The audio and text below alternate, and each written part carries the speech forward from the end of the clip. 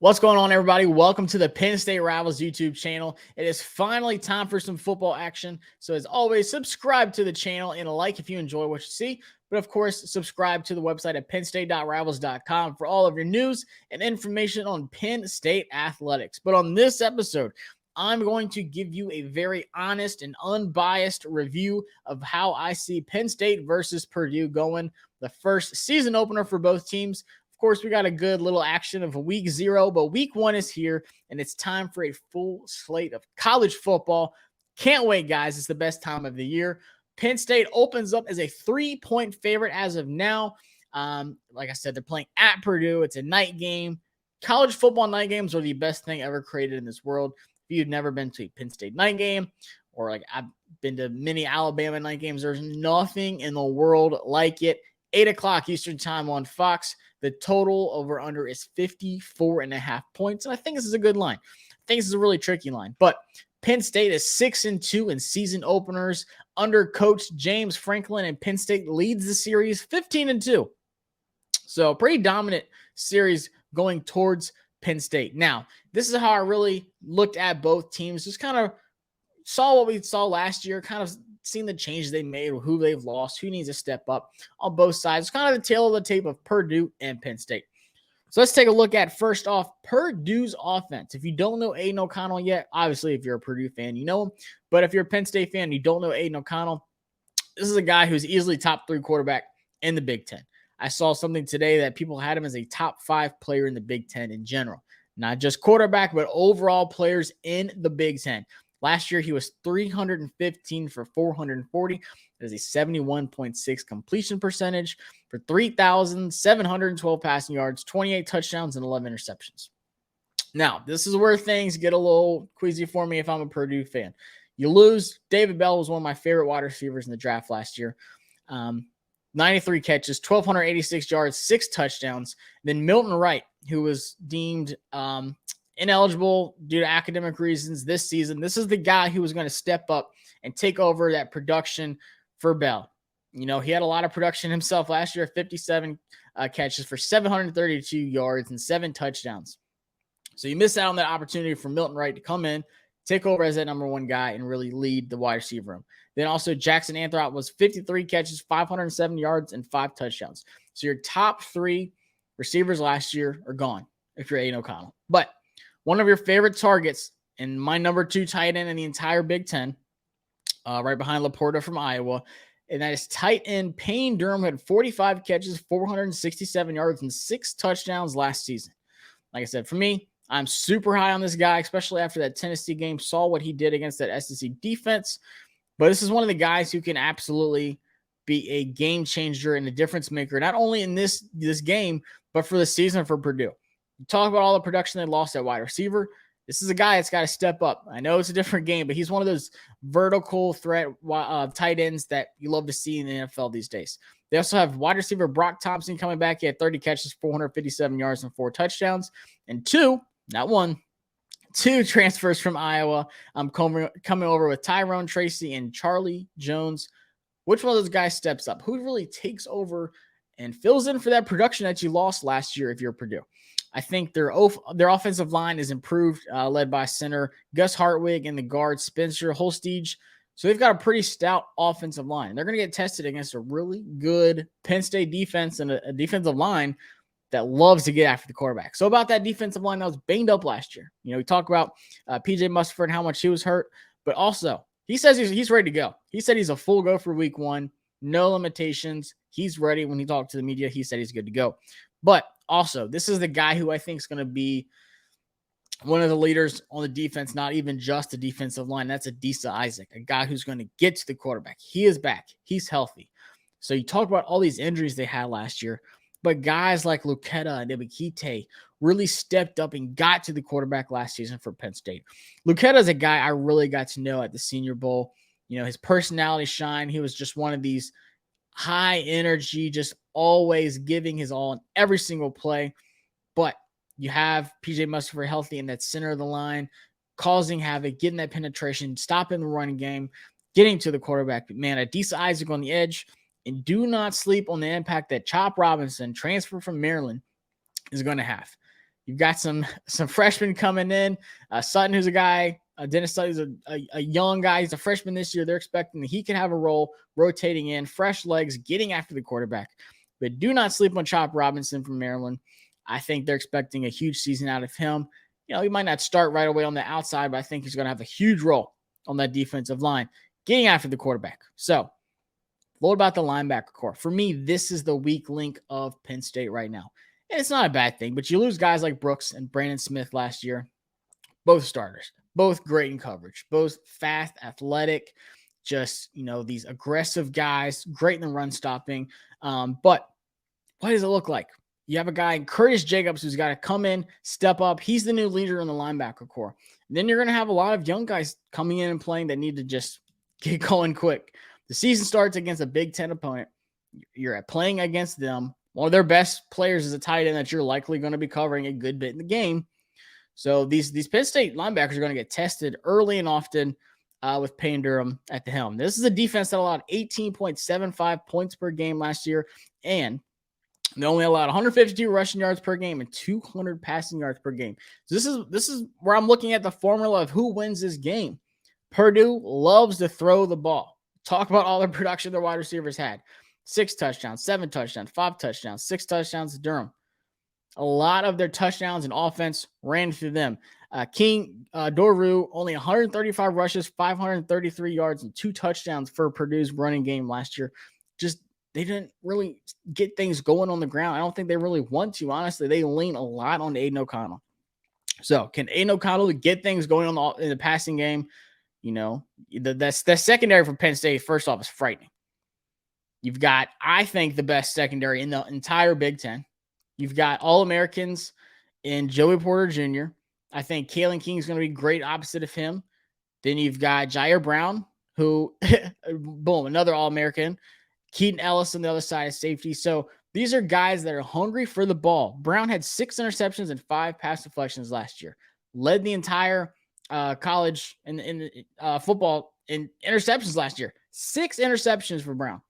So if the defensive line can't get you, you've got to throw the ball. Either you're going to try to eat up that young linebacker core, or you're risking it to some of these guys that aren't there, that haven't had that production like David Bell did, like Milton Wright did. And I know you're a great quarterback, but it takes a really good wide receiver to compete against a physical Joey Porter Jr. or a Jair Brown who's smart with how he covers and goes after the ball and baits quarterbacks to making these throws where you can get that many interceptions. You don't just catch 6 interceptions being at the right place at the right time. It's about IQ too. It's about knowing how to bait the quarterback, thinking you're not going to do something, and being in a position to get these interceptions. So I think Purdue's offense to Penn State's defense, I see an opportunity against that really young linebacker core for Penn State if you're Payne Durham. But then I see a lot of, you don't have this run game, so you're going to depend a lot on O'Connell. Can O'Connell not create turnovers? 11 interceptions last year wasn't a ton, but still a little bit more than you'd like. You'd like to see some single digits, of course. 7, 8 would have been nice. But you can't throw it to Porter Jr. and you can't throw it to Brown. And can these young wide receivers step up quick? Now, Purdue's defense is interesting to me because they have one of my favorite players in all of college football. So, like I said, I'm going to be completely honest on this. This is unbiased. There's a lot of things I really like about Purdue, and it's their defense. Branson Dean comes back on the D-line, but George Karlaftis is gone. You can't put a weight. There's not one player on this team that can pick up right where George Karlaftis picked up. Or left off. It's funny because we see him succeeding already with the Kansas City Chiefs. And I know it's just preseason, but it's funny how far down he fell. And then, the draft media was like, George Karlaftis might not be that guy. But he was that guy. He was getting double teams. He was opening things up for guys like Dean on the rest of the defensive line, getting all that attention and just creating opportunities for his guys. So he's gone. Who's going to get to the quarterback now? The double team guy, he's gone. So now you got to win your one-on-one matchups. You don't have that on the other side of the field from anymore. But their linebacker core is strong. It is experienced. And it's led by one of my favorite guys in college football. And that is junior Jaylen Graham. And I don't even feel like calling him a linebacker because I just think he's a defensive weapon. He can play off the ball. He's going to blitz against Penn State. They're going to bring him on some blitzes. He can play as an extra big DB and like big nickel, big dime packages. So I'm really interested to see the kind of defense Purdue really relies on this year. If you can't get to the quarterback, you've got to have a strong linebacker core, which they have, like I said, really experienced, but then also a strong secondary that can take these big plays away. But I think Jaylen Graham is going to be not only that great coverage linebacker, but also that extra big DB if they decide to go more towards that kind of a defense. They got a strong secondary with Corey Trice back. He's healthy, but they also add some transfer guys. That's one great thing about this transfer portal. It's like free agency. You've got a need. You see a lot of young guys. You can bring experienced guys in, and that's exactly what they did. They got Reese Taylor, who's a senior from Indiana, and T. Denson, who is from Kansas State. So, I mean, both guys were really solid on their respective teams last year. Kansas State especially, always known of having like a pretty good, physical, hard-nosed defense. So I expect the secondary to be as good as it was. I think the linebacker core is that strong unit this year, but their defense only allowed 22.4 points per game last year. I just don't see their defense being capable of that kind of dominance. That same game-changing drive that they had with Karlaftis getting to the quarterback, getting these strip sacks, just creating havoc in the backfield. They don't have that guy this year that can do that. I know Dean's good, but he's not George Karlaftis. It's a completely different game. Someone on that outside edge has to get to the quarterback. Now, Penn State's offense, this is obviously Sean Clifford's last dance. Regardless of what you think of him, the dude balls out. The dude is Penn State. And, you know, that his injury last year really just set the season off track. It was going great. You know, big wins against Auburn. You start the season strong, and then the injury happens and just really set things off for the season. Everyone's going to talk about the offensive line. The line will be young, but Coach James Franklin, he said it all offseason. He feels really good, not only about the offensive line, but the changes they've made coaching-wise, you know, strength and conditioning-wise. But they've also added first-team All-Ivy Hunter Nazard from Cornell. And, of course, you got Juice Scruggs coming back leading the way on that offensive line. So this is going to dictate a lot. This is going to dictate how much time Sean Clifford has to pass the ball, how clean that pocket is. But also, the running game for Penn State is going to be completely different than it was last year. I watched this Penn State running game last year, and it just left me wanting more. You know, with Kane, he's gone to LSU. Kevon Lee, I think he had really good moments last year, but I think he's going to be even better this year. I think we're going to see a step up. You know, not only the offensive line, I think they have one of the best tight end duos in all of college football with Bretton Strange and Theo Johnson.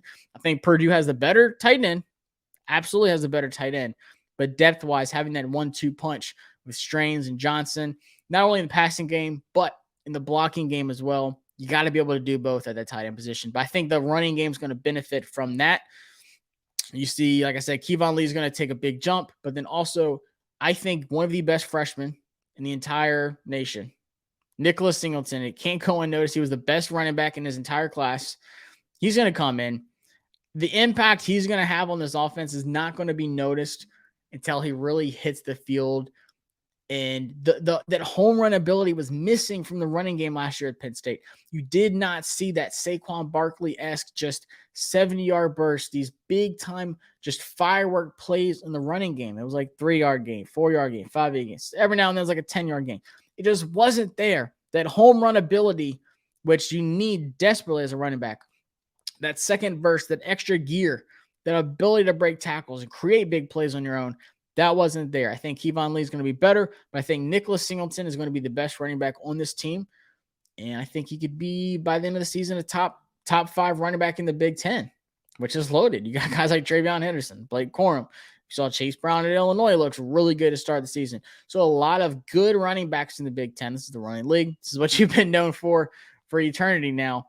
So I can't stress enough. Then you got Katrin Allen, another guy coming in, runs hard. You've seen the clip of him running dude over in camp.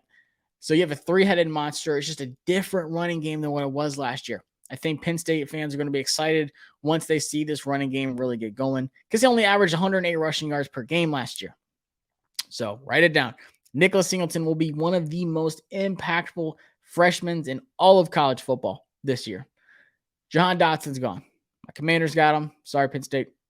Love him to death. Going to do great things. Phenomenal last year. You see all the touchdowns. You see all the yards that Jahan Dotson had last year. So same thing, just like Purdue. But the difference is all that production's gone, but you got guys like Parker Washington coming back. This is a guy who the draft heads are talking about now. You have the Allen Robinsons, the Chris Godwins, now the Jahan Dotsons in the league. Parker Washington is the next guy who's going to come out of Penn State. Draft guys are all over it. I think it's his stage this year. Like, it's his time to take over, have that same role that Jahan Dotson did. But I don't think he's the best wide receiver on this team. I've been pounding the table on this guy. This is one of my favorite wide receivers in all of college football. That is Mitchell Tinsley, the transfer from Western Kentucky, over 1,400 yards last year, double-digit touchdowns, a historic record-breaking offensive passing game with Bailey Zappi, Tinsley, and Stearns. They just spread the ball out, broke Joe Burrow's records at LSU. Didn't have the best team, terrible defense. Had a couple of good guys on defense, but just didn't have the record, didn't have the stage, didn't have everything to really caught everyone's attention. But Mitchell Tinsley, everything that he does so well, you see these short screens he does and just takes it 80 yards because his yak ability to create space, get in the empty zones, break tackles, that second burst of speed that he has. He does everything well. He can beat you short, intermediate, deep. He knows when to do certain releases. He knows certain techniques to use. He doesn't just go out there and do the same thing all the time. Wide receiver is my favorite position to study. Love doing it at the scouting academy. He just reminds me of one of these bigger, strong, but he's faster than he looks, from his size on the outside kind of guys. But I'm telling you, he's going to be the second best wide receiver in the Big Ten this year. That's my hot take for the season. Take it how you will. I think he's going to be better than Parker Washington. I think stats-wise, he's going to have more yards and more touchdowns than Parker Washington. I don't think Penn State, just like Nicholas Singleton, Penn State fans don't realize how much of an impact this guy's going to have until the season really starts. And you see this guy in the end zone a lot. I get it. He was on a huge passing team last year. It's a different league. But look at what Jahan Dotson did last year. A ton of production. Who says Mitchell Tinsley can't pick up and have that same kind of production at Penn State this year? You got a guy like Keandre Lambert-Smith, another experienced guy coming back. New number, but it's the same guy. You know what you're going to get out of him. That third wide receiver. I think he's going to be great this year, but then also you take a look at the depth and all these young guys like a Malik Mega who has a great body size. He had that wide open touchdown against Rutgers. You see the potential there. Some of these younger guys are going to take that next leap, filling in depth-wise, and a loaded wide receiver room at Penn State. I think this is, you have your Ohio State. They are what they are with Jackson Smith and Jigba. They have all the depth. They have the big names, the flash, the stage. I think Penn State is right up there with Maryland, though, in wide receiver cores, though. I think top to bottom, Penn State has one of the best wide receiver corps. And I'm not just saying that. I honestly do think that talent-wise, they're up there with a lot of these guys. So how do I see this game going? I mentioned tail the tape, Purdue's offense, Purdue's defense, Penn State's offense, Penn State's defense. I think the real test of this game is Sean Clifford versus a experienced, smart secondary for Purdue. I think Purdue's lack of a run game is going to put a lot of stress on Aidan O'Connell versus a very turnover-hungry, physical, just all over the place secondary for Penn State. Joey Porter Jr., Jair Brown. Yeah, I could see another 5-6 interception season for Tig. Jair Brown. But I think the one spot Purdue really has an opportunity to win this game is Payne Durham versus not only just Curtis Jacobs, but that linebacker core that's young. Some really young guys, inexperienced, need to get in here and get tested right away. I think that's a huge task that you're asking for some of these younger linebackers. I think Curtis Jacobs has to be the guy that covers Payne Durham across the middle. You can't let him have a wide open seam across the middle because he's going to break a lot of tackles on the way to the end zone. I could see Payne Durham being one of these guys that just frustrate the heck out of Penn State fans this game. But how I honestly really see it is I think Penn State's going to pound the ball. I think you're going to see a Kevon Lee, Nicholas Singleton, just double-headed monster just wearing down that defensive line. It's going to open up the passing game a ton for Sean Clifford. I think Mitchell Tinsley has over 100 yards. I'm going to say 105 and 2 touchdowns. I think they'll have 2 rushing touchdowns as well. But for me, I think Penn State -3 is a lock. First off, I love that line. I think that is a great line. I have this one, Penn State 31, Purdue 20. I know it's at Purdue. Penn State has always been great in this series. James Franklin always starts out strong. The whole team does. They come out ready to play. but I just think there's so many mismatches compared to what Purdue has. Don't run the ball. Defensive line isn't what it has been. And that's Penn State's weakness is offensive line. They don't have a guy that can get to the quarterback like George Karlaftis was. So it's like every weak point that Penn State has, Purdue doesn't really have an answer for it, except for the linebacker core with Payne Durham as tight end. I think he can be an absolute playmaker, and same with Jaylen Graham. I think he can be all over the field, get turnovers for you. I think he can pin his ears back and get to the quarterback as well. But guys, that's how I see this going. Penn State 31, Purdue 20. Nonetheless, super excited for football to be kicking off week 1, the first full slate. We already saw Scott Frost and Nebraska meltdown, first game of the season in Dublin, Ireland, to a exciting Northwestern team with a lot of heart. And I think that's what you're going to see out of Penn State as well. A team just coming out hungry, ready to prove these guys wrong. This is Kirk Herbstreit's sleeper team of the season in Penn State. But guys, I appreciate y'all tuning in. Purdue fans, I'm sorry. Once again, this is completely unbiased. This is just how I really honestly see this game going. Penn State fans, you're all going to be mad at me throughout the season because there's some games Penn State's going to lose. I don't think they go undefeated, honestly. I think they lose 2 or 3 games this season. So when that time comes, I apologize. But still, tune in, subscribe to the channel. Got a lot of great content. Of course, I'm going to be checking back in with y'all after the game to do a recap and see how everything went, see how accurate I was. If I was wrong on things, I will say, guys, I was wrong. Mitchell Tinsley did nothing. Guys, I was wrong. Purdue had 6 sacks in the game. So be sure to check back in. Subscribe to the channel so you don't miss out on anything. And as always, I appreciate y'all tuning in to Penn State Rivals here on the YouTube channel. See y'all after the game.